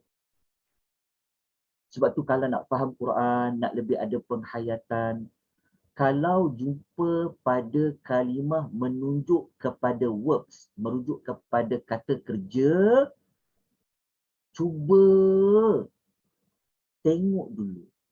Kata kerja tu kata kerja yang dah lepas ke kata kerja yang sekarang? Dia past tense ke dia present tense? Mudhari' ke madhi? Sebab apa? Sebab kalau Allah guna kata kerja sekarang dekat perkataan tazawaru ni, okey, tazawaru tu apa? Okey, tazawaru ni kalau kita baca tadi, ni yang cenderung ni, kan ketika dia terbit dia cenderung tu, maksudnya kalau kata kerja sekarang cenderung tu, dia membawa kepada makna selalu, berterusan. Dalam bahasa Quran, kalau Allah guna kata kerja berbentuk sekarang, present tense, fi'lul mudhari', dia bermakna perbuatan itu dia berlalu setiap hari. Selalu, sentiasa. Jadi kita kena tambah sepatutnya dekat sini, matahari ketika terbit, kita kena tambah perkataan sentiasa cenderung, condong. Tetap faham tak? Maksudnya matahari ni, yang Allah, sebab matahari terbit tiap-tiap hari. Maksudnya bermula daripada hari pertama mereka ditidurkan oleh Allah. Hari kedua macam tu. Hari ketiga macam tu. Sampailah berterusan. Pada cerita pemuda ni. Tetap faham tak maksudnya? Sebab tu pentingnya memahami kata kerja cenderung ni pada matahari. Kan matahari tu dia terbit, dia berbenam, terbit, terbenam ni. Okey. Dia bukan berlaku sekali, 2 kali, 3 kali. Tak. Dia berlaku sentiasa. Okey, jelas. Di sini kita nak perempuan. Inilah yang kita nak ambil penekanan. Siapakah yang memperjalankan, yang mengarahkan matahari terbit daripada timur? Kalau kisah Sabuk Kahfi ni Allah memang susun matahari macam tu, begitu juga terbenam. Jawapannya siapa? Jawapannya adalah Allah, kan? Boleh tak? Okey, soalannya, boleh tak Allah Ta'ala ni dia nak bagi matahari tu kena juga kepada pemuda gua tu? Boleh tak? Boleh tak Allah Ta'ala nak buat cahaya matahari ni masuk juga ke dalam gua tu, menyebabkan pemuda gua itu mereka dapat cahaya matahari yang kuat? Boleh ke tak boleh? Jawapannya boleh, kan? Letaklah gua tu lokasinya dekat mana pun, betul tak? Kan? Pintu gua tu berada di mana sekalipun. Tetapi boleh tak Allah nak bagi cahaya matahari itu masuk juga? Jawapannya boleh. Kan, betul tak? Sebab itu kita kata, pada ayat nombor 17 ni, sebenarnya, ia lebih memaparkan kepada apa? Kepada matahari itu. Bukan banyaknya pada melihat lokasi gua tu. Bukanlah pada isu gua tu sahaja, tetapi yang banyak yang mendominasikan ayat 17 ni ada pada isu matahari. Okey. Ini kita akan ulas panjang lebar sekejap lagi dekat pengajaran kalau kita ada waktu lagi lah. Okey. Kita dah faham ayat ni. Okey. Jadi dekat sini, para ulama ulas sebenarnya. Para ulama ulas, kenapa Allah buat begini? Kan? Maksudnya kenapa Allah Ta'ala buat matahari macam tidak kena kepada mereka secara langsung. Sama ada waktu dia terbit, waktu dia terbenam. Kita sudah maklumlah kan kesan cahaya matahari itu kalau kena jadi apa. Jadi sebenarnya Allah Ta'ala nak menyelamatkan pemuda-pemuda ini dengan Allah yang kontrol matahari itu. Allah yang jaga matahari itu. Nanti insya-Allah pada minggu berikutnya, kalau saya ada kesempatan tu saya nak kongsi pada tuan-tuan untuk kita tafakur matahari sikit. Tapi kalau tak sempat tak apa, tapi mungkin ambil waktu yang lain untuk kita tafakur tentang matahari ini. Pada isu nak mengambil pengajaran tentang ayat nombor 13 ni. Okey. Sekarang kita dah faham ayat ni ya.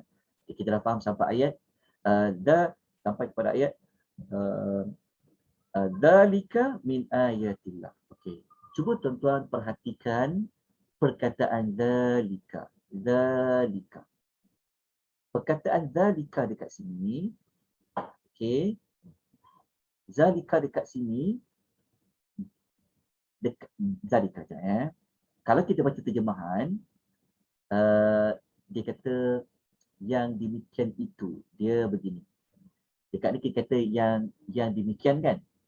Yang demikian tu dia macam kita faham dalam bahasa kita ni, yang demikian tu dia menunjuk jauh ke dekat.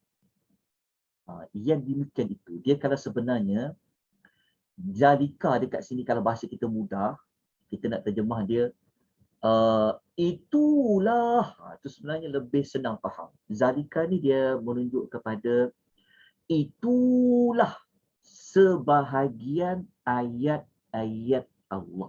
Lagi mudah nak faham. Kenapa dia begini? Nak bincang pasal itu pun dibincangkan juga. Iya, tuan-tuan. Sebab ni adalah kalam Allah. Okey, Allah kata zalika. Zalika ni kita tulislah untuk dah faham. Itu. Okey, itulah. Okey, lambat sikit pasal saya guna tangan kanan. Sebenarnya saya tulis tangan kiri. Okay. Mouse saya pegang tangan kanan. Okey, itulah. Tulis dekat nota tuan-tuan.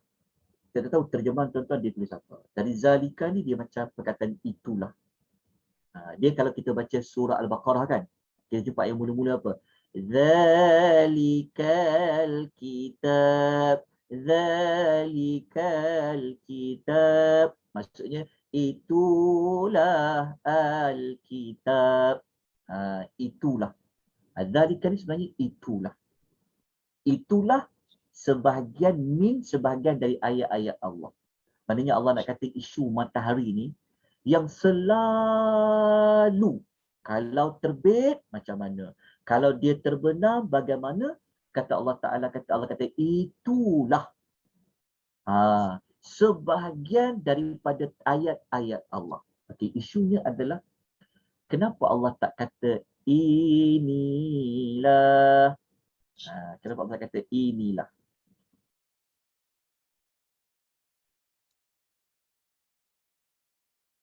Inilah ni dia boleh guna dua lah. Hadza ataupun hadhihi. Kenapa tak guna hadza hadhihi ataupun hadza min ayatillah.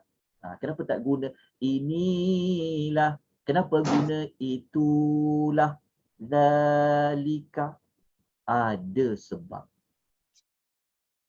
Ada sebab dia. Okey. Perkataan zalika itulah dia merupakan kata nama tunjuk yang berbentuk jauh. Betul tak? Macam kita kata ini, itu. Kalau kita kata itu, kita menunjukkan jauh. Itu, ini. Kenapa Allah guna itu? Jadi itu adalah kata nama tunjuk yang jauh. Kata nama tunjuk jauh begini. Tengok dalam nota. Dalam nota, betul tak nota kan? Tak maaf sikit je. Begini. tengok pada saya terlupa nak sebut Peter Goh tadi. Tak apa. Lagi saya patah balik pada Peter Goh, saya terlupa. Ulasan Ibnu Katsir, maafkan saya. Okey. Begini. Nanti kita patah semula. Okey. Dalam bahasa Arab, kata nama tunjuk ni, kata nama tunjuk bahasa Arab dipanggil asmaul isyarah. Kata nama tunjuk dia ada dua jenis. Ada kata nama tunjuk yang dia berbentuk dekat. Berbentuk dekat. Ada kata nama tunjuk yang dia berbentuk jauh. Okey, kata nama tunjuk dalam bahasa Arab dia panggil kalau sini kan ismul isyarah. Isyarat. Kata nama dekat ni, contoh kalau kita guna perkataan apa? Ini. Ini kan kita tunjuk kan? Contohnya hadza kalau mudzakkar bagi lelaki. Contoh. Kalau kita nak tunjuk jauh, kita guna apa? Itu. Dzalika. Kalau kita nak kata inilah kitab. Hadzal kitab. Kalau nak kata itulah kitab. Dzalikal kitab. Nampak tak perbezaan dia? Okey. Allah guna hadza ke Allah guna dzalika? Allah guna dzalika. Kenapa? Nak menunjukkan isyarat jauh. Kenapa jauh? Okey, ni jawapan dia. Jawapan dia sebenarnya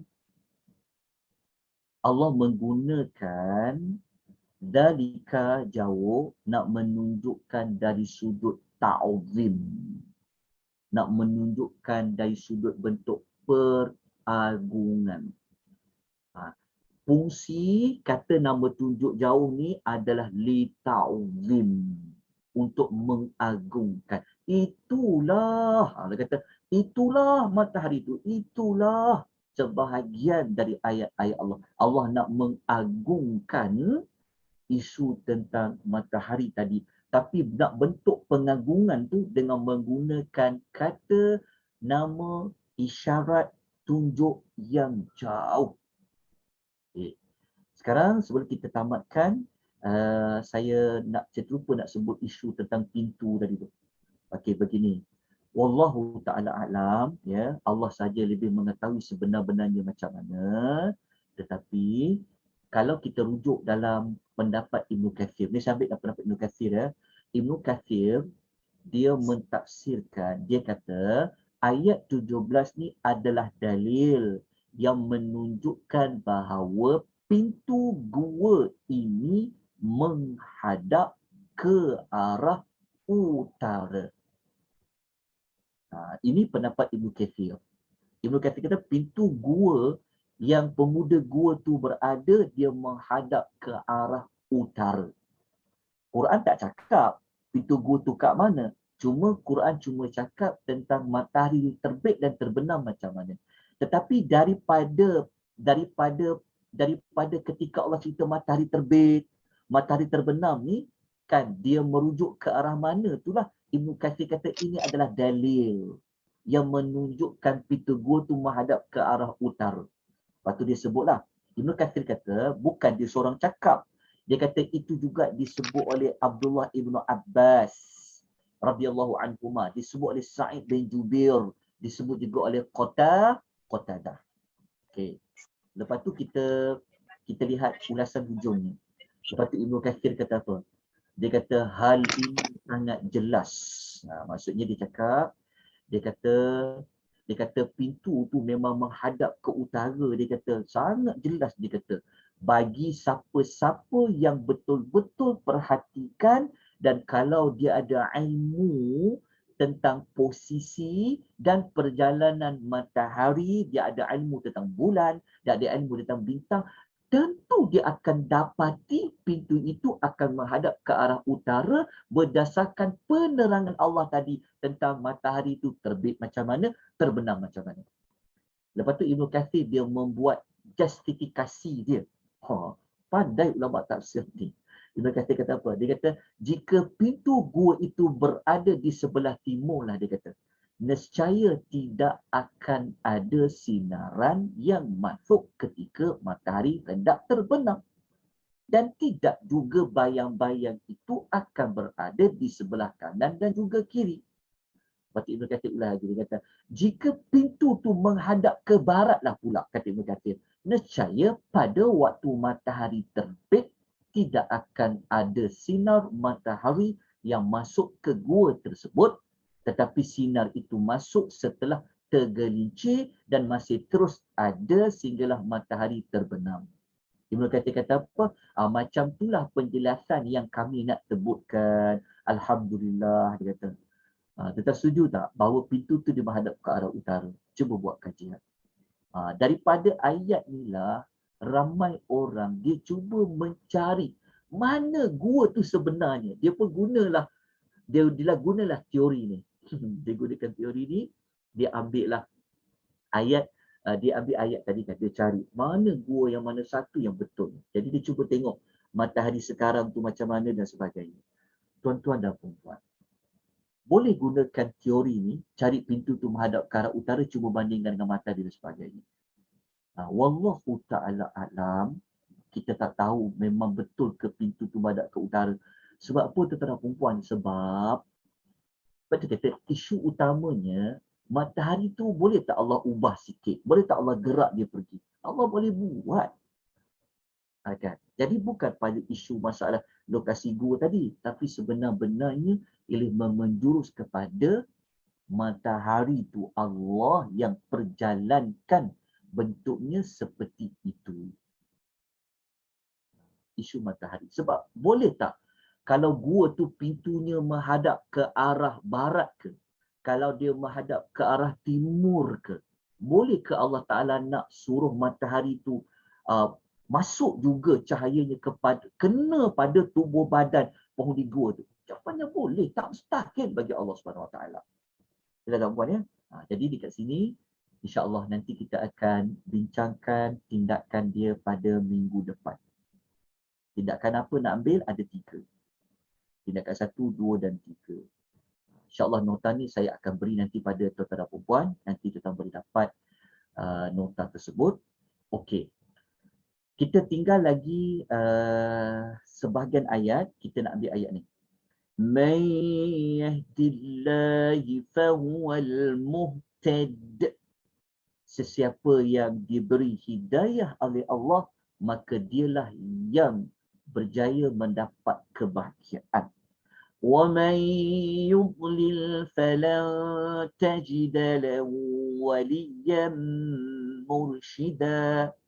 Dan sesiapa yang disesatkan oleh Allah, maka engkau sekali-kali tidak akan ada orang yang boleh tolong orang itu dapat hidayah.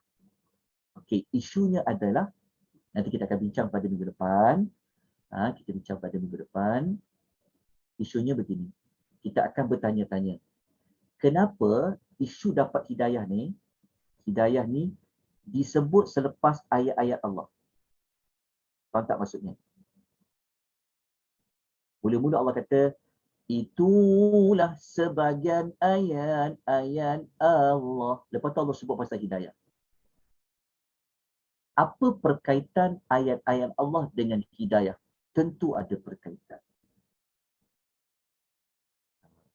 Tentu ada perkaitan dia dalam cerita ini. InsyaAllah nanti kita akan sambung pada minggu hadapan tentang ayat yang kita belum ulas lagi. Maksudnya, pemuda gua ni dia dapat hidayah oleh Allah. Kenapa Allah sebut hidayah lagi? Sedangkan mereka kan dah dapat hidayah, sebab tu mereka melarikan diri masuk ke dalam gua mempertahankan iman mereka. Tapi kenapa Allah sebut hidayah juga? Nanti kita akan ulas pada minggu hadapan insya-Allah. Maka dalam nota tu nanti akan ada sekali dengan ayat nombor ni. Ada dengan ayat nombor 8. Okay, tapi sebelum tu saya nak tutup dengan satu hadis Nabi SAW untuk meninggalkan kesan bahawasanya ada ayat-ayat Allah yang boleh dilihat pada matahari. Saya tinggalkan dengan hadis ni buat penutup dia, ya, supaya kita lebih merujuk melihat kepada matahari daripada merujuk kepada lokasi gua itu. Jadi kalau kita lihat pada hadis ni, kalau tuan nak tahu, hadis ni Nabi terangkan ketika Nabi jelaskan suratul Kahfi. Waktu kita baca surah Kahfi, kita jumpa ayat wasyamsu tajri limustaqarril laha. Tuan-tuan, matahari Allah Ta'ala ni, waktu dia terbenam kan, sebenarnya dia pergi mana? Kita nampak matahari ni dia macam matahari lah. Tapi sebenarnya matahari ni dia hidup. Matahari ni, waktu dia terbenam, tahu nak pergi mana? Kita baca hadis ni. Kita tinggalkan dengan hadis ni untuk kita mengambil pengajaran tentang matahari. Okey. Kata Abu Dhar, Abu Dhar radhiyallahu anhu, suatu hari dekat dalam masjid, waktu tu dekat maghrib, matahari terbenam. Kata Abu Dhar. Lalu Nabi tanya soalan dekat Abu Dhar. Nabi tanya, ya Abu Dhar, wahai Abu Dhar, atadri aina tadhhabu syamsu? Nabi kata, apakah engkau tahu ke mana perginya matahari? Abu Dhar jawab apa? Allah wa rasuluhu a'lam. Allah dan Rasul dia yang tahu. Nabi jawab apa? Kita tahu terbenam matahari ke barat lah kan? Itu jawapan kita tahu. Tapi sebenar-benarnya matahari itu ketika dia terbenam, dia ke mana sebenarnya? Allah bagi tahu, fa innaha, Nabi bagi tahu sabdanya, fa innaha tadhhabu hatta tasjuda baina yadayya rabbiha azza wa jalla. Sebenarnya matahari itu dia pergi sujud di hadapan Rabbnya. Lalu dia minta izin untuk kembali, lalu diizinkan. Tuan-tuan, matahari ni sebenarnya ketika dia terbenam, ada hadis, banyak hadis tentang bab ni, hadis sahih riwayat Bukhari sekalipun, sebenarnya matahari dia pergi di bawah arasy Allah, dia sujud. Matahari tu dia terbenam, dia sujud. Apabila dia sujud, dia minta kepada Allah, macam mana ni? Kan dia terbenam. Kan? Dia akan pusing lagi, dia akan berjalan lagi. Jadi dia tanya pada Allah, fasta'dhinu fi ruju'i fayu'dhanu laha. Lalu dia minta izin kepada Allah, nak dia nak terbit macam mana ni? Lalu dikatakan, Allah mengatakan kepadanya, pergilah engkau terbit semula macam kau terbit yang mula-mula. Maksudnya matahari ni setiap kali dia terbenam, dia bertemu, dia minta pada Allah nak terbit macam mana. Maka terbitlah macam biasalah daripada timur ke barat. Sujud lagi pada Allah. Tanya lagi. Sampailah suatu hari nanti matahari dia akan terbit daripada barat. Itu nanti kita akan cerita dekat tajuk-tajuk akhir zaman. Tapi sebenarnya matahari ini dia adalah satu makhluk Allah yang dia sujud kepada Allah, yang dia terbenam, yang dia terbit terbenam tu di atas arahan Allah. Sebab tu pada ayat yang kita sebut ni, macam kita sebut ayat nombor 17 ni kan, sebenarnya sudut besar kita pengajaran adalah pada melihat kepada matahari itu.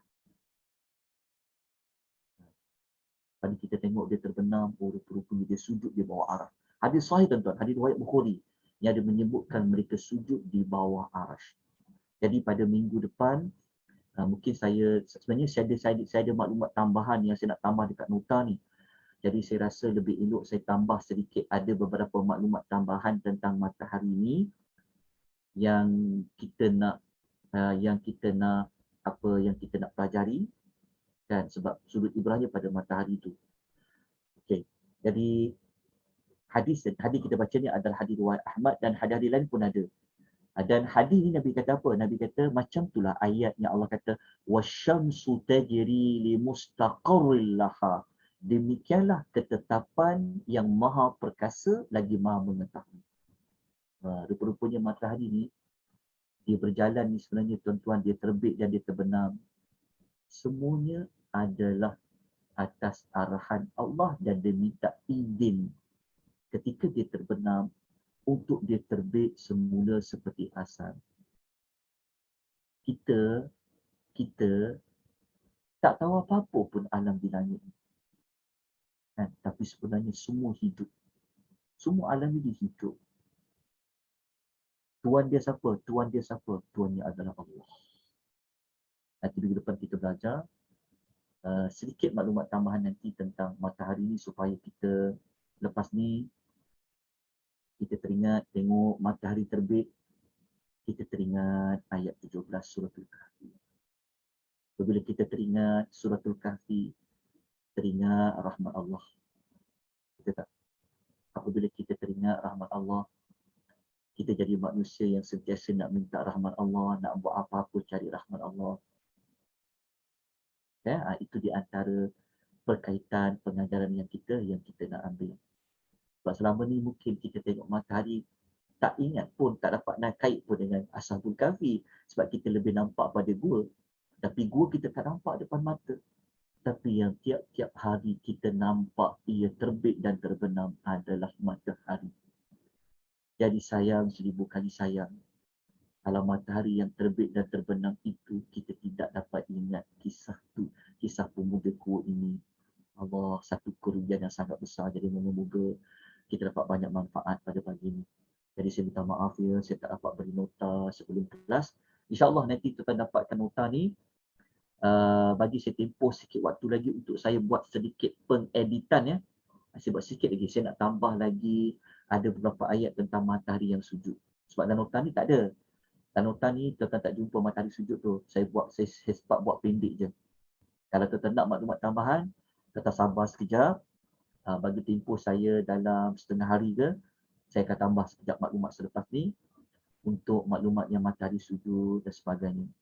Supaya kita rasa Allah Ta'ala tu ada dekat dengan kita. Sebab matahari selalu timbul dengan kita. Ashabul Kahfi, mereka dah tak ada.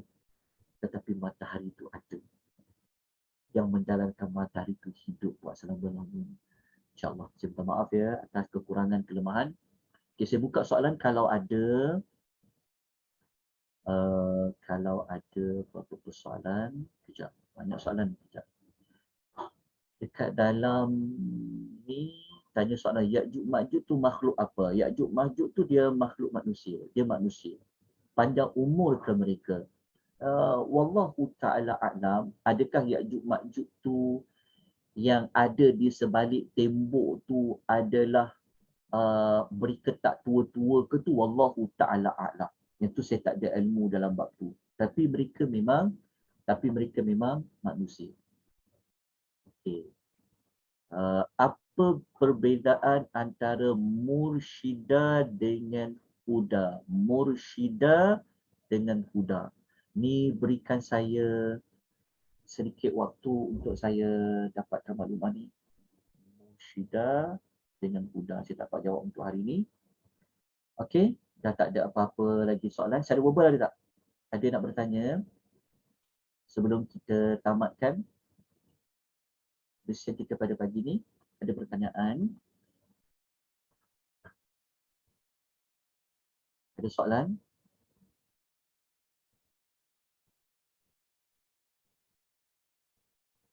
Okay, kalau tak ada soalan, ya, memang tak ada soalan kan? Terdengar ke suara saya ke tak dengar?